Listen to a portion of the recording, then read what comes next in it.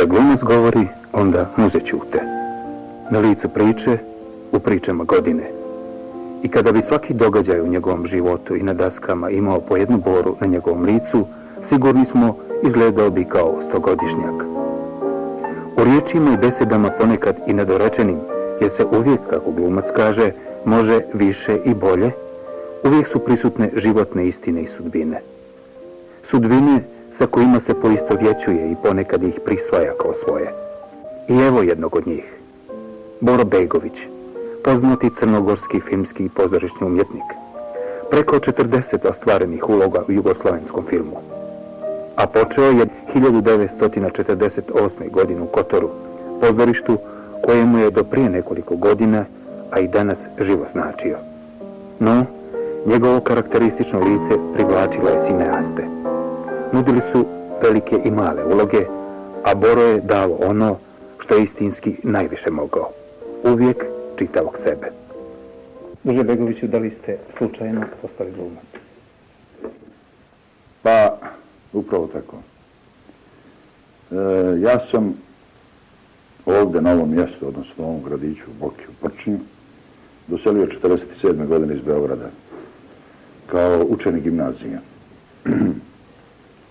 Nastavio sam i obećavao sam dosta kao za to vrijeme dobar đak i moje ambicije dolaskom valjda na more bile su da postanem pomorac. I slučajno ovdje u Prčnju priključio sam se tadašnjoj amaterskoj družini koja je nosila ime Napredak, koja i dan danas postoji, ali nažalost samo po imenu, jer je amaterizam totalno zamro, što je velika šteta po mom mišljenju. I kažem, tada sam se priključio tom društvu, igrali smo jednu, ja i moj stari brat, jednu dramu, jednog starog, dobrog, pokojnog ruskog emigranta, on je to i pisao, taj tekst, zvala se Jegor, Dremov i Kaćuša. Ja sam igrao jednu malu epizodu nekog ruskog narednika i upravo na jednoj od proba, ovdje u blizini, u domu gdje smo održavali probe, došao je Miloš Jeknić, stari crnogorski glumac, i pokojni Vasil Ivanović Šćučkin, reditelj, također Rus, koji su obilazeći Boku tražili talente među amaterskim družinama i zapazili su mene. Ja sam tada imao, čini mi se, nepune 16 godina. I posle probe razgovarali su sa mnom i pitali da li bih ja pristupio kao član u Kotorsko pozorište, koje je tada bilo pred otvaranjem. Miloš Jeknić je bio upravnik prvi, Vasil Ivanović je bio reditelj. I ja sam, da budem sada iskren, iz čistog nekakvog hira, neozbiljnosti, maltene mladalačke, rekao da bih rado.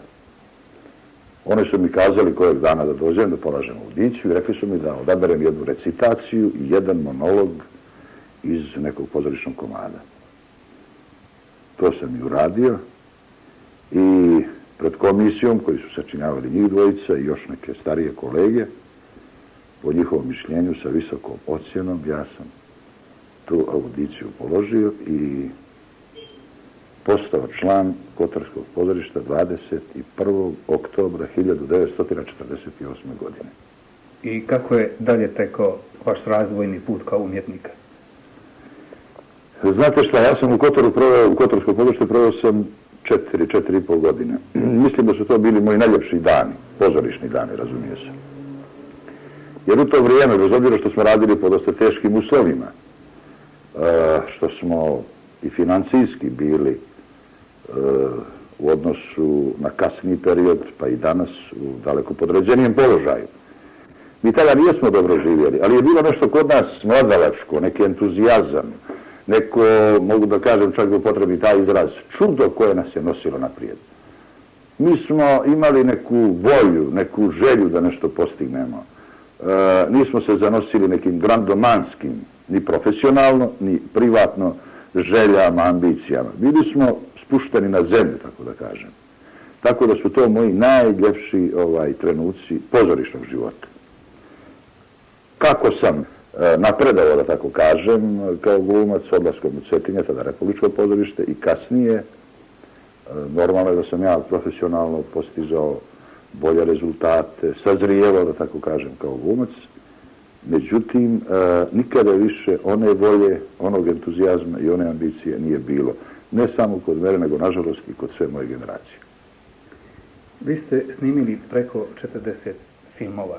U nekakvim jugoslovenskim uslovima reklo bi se jedan zavidan broj. Budite ljubazni pa nam kažite koji vam je film i koja uloga u njemu posebno ostala u sjećanju? Teško se opredijeliti za jednu ulogu. Sve su mi dragi, bar dragi su mi za ono vrijeme dok je radim. Međutim, možda bi na prvom mjestu trebalo da stavim prvu moju ulogu. A to je ujedno bio i prvi igrani crnogorski film koji je radio pokojni Velja Stojanović još 55. godine. Naravno, to pripada jednoj dosta, kako bi rekao, strašljivoj ulozi. To je bio moj prvi nastup pred kamerom i tako dalje, i tako dalje. Kasnije su nalazile i bolje uloge i bolji reditelji, bolji kamermani, bolji saradnici, ali možda zato što je bila prva, ona mi je nekako ostala najviše u pamćenju.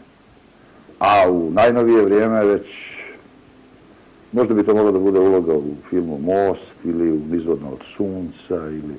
Uostalom, evo sada recimo radim ulogu kod Raka Velimirovića u filmu Dorotej, trenutno ona mi je ipak najmilija zato što je najsvježija. Pa da se vratimo ponovo na 1948. godinu na pozorištu u Kotoru. Da li se sećate monologa sa kojim ste nastupili pred komisijom? Možda je bilo interesantno za gledalce sad da nam to kažete. Ne sjećam se monologa, ali se sjećam recitacije koju sam tada govorio. To je recitacija koju sam ja do duše i kao mlad dječko nekad u Danome gradu, kao đak osnovne škole, recitovao na nekim priredbama. To je vojničko pismo Vojislava Ilića. Izvolite. Mogu bar početak. Da. Recitacija je sama po sebi dosta duga, ali početak mogu da kažem. Očajnička bitka, krv, oružja zveka, poklici, plotuni, urnebesna jeka.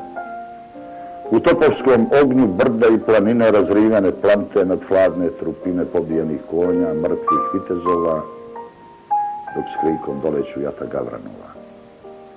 I krvavo sunce dok zahodu beži, tamo na redutu među hrpom mrtvaca s obrazom na pušci jedan junak leži. Pogođan u srce, zrnom od šrapnela, leži bled, osmehnut, krvava odela. A vojničko pismo još ne pročitano jednim ukrajičkom viri šinjala. I tako dalje. Dobro, hvala vam. Sa kakvim se sve problemima gluma susreće u toku svoje karijere? U svakom slučaju problema je mnogo, mislim za pravog glumca. Prvo, glumac ne smije nikada biti zadovoljan sobom. Čak i kada po opštoj ocjeni, da li javnog mnijenja, da li kritičara, koji su najmjerodavniji da ocenjuju kvalitet glumca, kažu najpozitivnije ocjene, on ne smije stati, on ne smije biti kompletno zadovoljan s onim što je stvorio. Jer tek kad prođe određeno vrijeme, a to vrijeme nije dugo, on shvati da je sve to moglo bolje, daleko bolje da se radi. Mislim, na ulogu, razumije se. Da li se vi tako uvijek osjećate poslije svake uloge? Znate šta, mislim da je glumac sam sebi najbolji kritičar. Ja sam doživljavao to nekoliko pozorišta gdje sam do sada radio, da mi posle predstave bilo kolege, bilo spoljni saradnici ili prijatelji dolaze i čestitaju na ostvarenom rezultatu, na uspjehu uloge određene. Međutim, dosta je tu često bilo neiskrenih, da tako kažem, čestitki. Jer glumac najbolje zna da li je dobro ili je loše napravio ulogu. Međutim, kažem, ja sam dosta puta samozadovoljan završavao predstavu, premijeru, pojavom pred premijernom publikom, da bih kasnije, a kažem, nije potrebno dugo vremena da glumac to sam shvati, da sam pred sobom prizna da je to moglo bolje da se pravi. I postoji jedan veliki hendikep kod glumca, mislim uopšte kod staleža glumačkog, da šteta je što, recimo, posle 2-3 godine, kad se već ta predstava zaboravi, što glumac nema šanse da tu ulogu ponovo radi. Bila takvih slučajeva, duše dosta rijetko. Jer sam siguran da bi je daleko bolje pravio. Pa ma kako ona bila dobro ocijenjena, prethodno ostvarenje. Svatate? Mislim da glumac može to daleko bolje da pravi. Uoči on sam najbolje svoje slabosti, slaba mjesta, ako mogu tako da kažem, ulozi, gdje je manje polagao pažnje nečemu, a negdje više i tako dalje i tako dalje. Znači li to da je filmska umjetnost po vama riskantnija od pozorišne? Ne, naprotiv. Po meni, naprotiv. Evo zašto. Pozorišni glumac, radići jednu predstavu, bilo da je to vremenski mjesec, mjesec i pol dana, 2 mjeseca, pa čak i 3-4 mjeseca dana, on određenu sigurnost, mislim, samim radom, procedurom rada, stekne do te mjere da, izuzimajući premijere, koja je manje više kod svih glumaca izražena je trema i tako dalje, određena uzbuđenja, osjećaj odgovornosti konačno pred publikom koja je u sali, on ipak, kažem, stekne određenu sigurnost i tih 2 sata ili sat i pol koliko traje jedna predstava, on je gospodar scene, on je svoj čovjek i on to što je uradio za, kažem, 2 ili 3 ili 4 mjeseca dana pokazuje za tih 2 sata koliko traje jedna predstava. Dočim na filmu, pred kamerom, pred rediteljem, pred snimateljem i tako dalje, ako jedan kadar u filmu, u sklopu cijelog filma, to znači odlomci uloge, određene uloge, mogu da se ponove 2, 3, 5, odnosno u beskonačnost dok to nije dobro. Odnosno dok reditelj, dok čovjek iza kamere, u ovom slučaju tandem, po mom mišljenju najvažniji na filmu, reditelj, snimatelj, ne kažu stop. Odnosno dok ne kažu da je to dobro. Dok nisu zadovoljni učinjenim radom glumca. U filmu Sutjeska reditelja Stipe Delića igrali ste ulogu Đura Vujovića Španca, Titovog pratioca. Da, i mogu vam reći da me za taj film i za tu ulogu vežu lijepe uspomene. Prvo zato što sam igrao, to je moj lik, konačno to je Crnogorac. Nažalost, on u filmu nije bio zastupljen onoliko koliko smo snimili materijala, da bi kasnije ta uloga dobila određeno mjesto u seriji koja je išla u 4 epizode. To je razumljivo zato što je film inače dosta dugo trajao. Kažem, vežu me lijepe uspomene, prvo zato što sam igrao mog Crnogorca iz Katunske nahije. Autentičan lik, Đuro Vujović Španac iz Dobrskog sela, koji je kao mlad čovjek napustio Crnu Goru, lunjao trbukom za hruhom, što ono kažu, po Belgiji, radio po rudnicima, onda se priključio Španskoj revoluciji, da bi se iz nje vratio i kasnije priključio našoj revoluciji, odnosno našem ustanku, narodnooslobodilačkoj borbi. Kažu da je izuzetno bio hrabar, da je bio izuzetno vješt u baratanju oružjem, da je nosio sve vrline jednog našeg čovjeka sa kamena, hrabrog, muževnog, tako da je postao pratioc maršala Tita. Ja sam radeći na toj ulozi u tom filmu imao nekoliko sretnih momenata. Imao sam i tu sreću da 3-4 puta u toku snimanju prisustvuju. Sjećam se baš, to je bila scena ranjavanja Titovog, pogibije Đura, ove uloge koje sam ja igrao, gdje je bio prisutan i Tito sa svojom pratnjom. A gore kad je bila velika proslava, centralna proslava na Tjentištu, bili smo pozvani jedna grupa ekipe filma Sutjeska, među kojima i nas jedno 15 glumaca, i prisustvovali smo jednom zaista nesvakidašnjem razgovoru sa pokojnim Titom. Mene je posebno tada iznenadilo njegovo izvanredno interesovanje za film. Ne samo za taj film, nego uopšte za kinematografiju. Ne samo našu, nego svjetsku. Sjećam se da smo mu uručili poklone portreta, jedan kompletan album, portreta uloga, između ostalih i moje. I Tito je bio veoma zadovoljan likovima koje je vidio na slikama, a jedinu primjedbu koju je stavio u vezi moje uloge bila je da je Đuro bio nižeg rasta nego što sam ja. Tita je igrao Richard Barton, što je bio moj prvi susret s jednim stranim glumcem. On je na mene ostavio izvanredno dobar utisak. Sad bih vas molio nešto više da nam kažete o trenutku crnogorske kinematografije.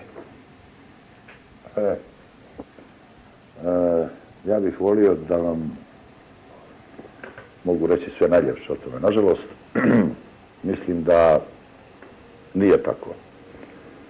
Uostalom, vi ste i sami upoznati i vidite kakav je trenutak crnogorske kinematografije. On, nažalost, već godinama nije dobar. Jedno vrijeme, ako mogu tako da ga nazovem, bilo je zlatno dobar crnogorske kinematografije. To je doba Lovćen filma i mnogih koprodukcija i tako dalje. Možda su to vrijeme prešlo već u jednu drugu pretjeranost. Ali danas je praktično crnogorske kinematografije ne postoji. Najbolji primjer, ja sam računao da će upravo jedan takav projekat, kakav je trebao da bude 13. juli, film i serija, pokrenuti naše cineaste crnogorske, a imamo ih, hvala Bogu, dosta. Nažalost, veći broj njih je na strani, odnosno po drugim republikama. Tražiti razloge zašto je tako, mislim da je nepotrebno, zato što je jasno. Ovdje se praktično ne radi ništa. Taj 13. juli, kažem, očekivao sam ja lično, ne zato što sam i trebao da igram u toj seriji i filmu, mislio sam da će on biti između ostaloga ne samo jedan veliki projekat, jednog velikog datuma u istoriji Crne Gore i Jugoslavije, razumije se, nego da će biti i pokretač nečeg novog, predstavljati neku vrstu renesanse crnogorske kinematografije. Nažalost, taj projekat, bar za sada, otpao je, vjerovatno da će iduće godine se nešto uraditi, trebalo bi, odnosno moralo bi da se uradi. Trenutno stanje nije dobro, da li će se poboljšati ili neće, da li će se nešto izmijeniti ili neće, u svakom slučaju ja nisam optimista. Kakva je situacija sa pozorištem? Pa, znate, sad ste mi, što bi ono rekli, takli u jednu moju rak ranu. Moja ljubav kao glumca ipak je ostala u pozorištu. Ja pozorište više volim. Ja se u pozorištu više osjećam svoj i više sam glumac nego na filmu. Mislim da sam prije nešto pomenuo zašto i zbog čega. Crnogorsko pozorište, kada sam ja bio mlada, to je bilo otprilike prije nekih 20 i nešto godina, bilo je centralno pozorište na Cetinju, pa je onda otvoreno Titovačko, Nikšićko, Kotorsko, Pljevačko i tako dalje, i tako dalje. I umjesto da taj broj pozorišta u Crnoj Gori raste, oni su jednostavno jednoga dana ukinuti. Ostalo je Titovačko. Kako se to objašnjava? Pa sad, to se i ja pitam. I volio bi da nađem odgovor. Nažalost, nikad nisam mogao da nađem. Ja sam razgovarao s ljudima koji itekako mnogo vode računa o pozorištu, konačno čija je briga pozorišta. To je vrlo teško naći odgovor. Lično mislim da je Crnoj Gori pozorište potrebno. Ne jedno, nego više njih. Recimo konkretno ovdje, evo ovaj razgovor gdje mi vodimo, u Boki Kotorskoj. Oni apsolutno treba da imaju pozorište. I imali su ga. Zašto i zbog čega je ukinuto, to ja mislim da je odgovor vrlo teško naći. Objašnjenje za ukidanje Kotorskog pozorišta je neobjašnjivo. Takav je primjer i sa Cetinskim pozorištem. Apsolutno. Osim toga, ne zaboravite, ja se sjećam, mi smo 53. godine igrali na ljetnoj pozornici pod Olovim kršom u Cetinju, Šćepana Malog. To je bila proslava 13. jula i istovremeno 70. godišnjica Cetinskog pozorišta, odnosno Zetskog doma. I znate, dosta žalosno i dosta bolno zvuči kad čovjek vidi i čuje da tog pozorišta više nema. Pozorišta koje je u svoje vrijeme okupljalo apsolutno elitu, ne samo crnogorsku, nego ako hoćete jugoslovensku.